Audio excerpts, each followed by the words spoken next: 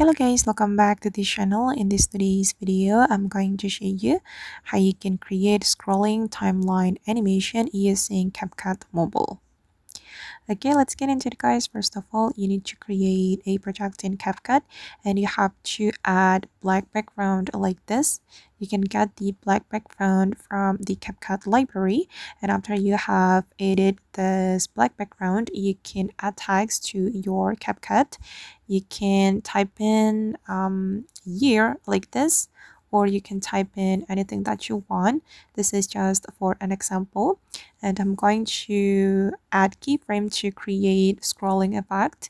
We can click on this keyframe icon, and for the first position, I'm going to drag it down like this until it's out of frame, and for the last position, I'm going to drag it up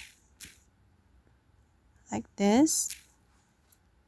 Okay, and this is the result, and we have to export this video.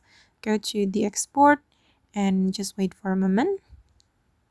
Okay, and now the video is exported, and I'm going to create new project, and we have to add the video we have just exported.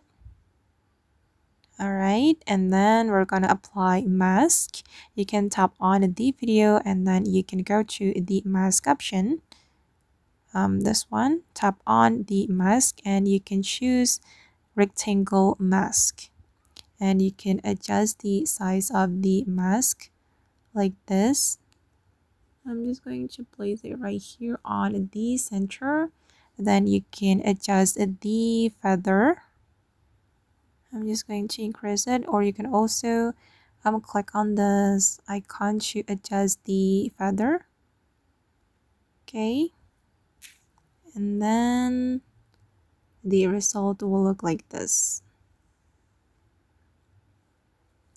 Alright guys, and that's all the way to create scrolling timeline animation using CapCut Mobile.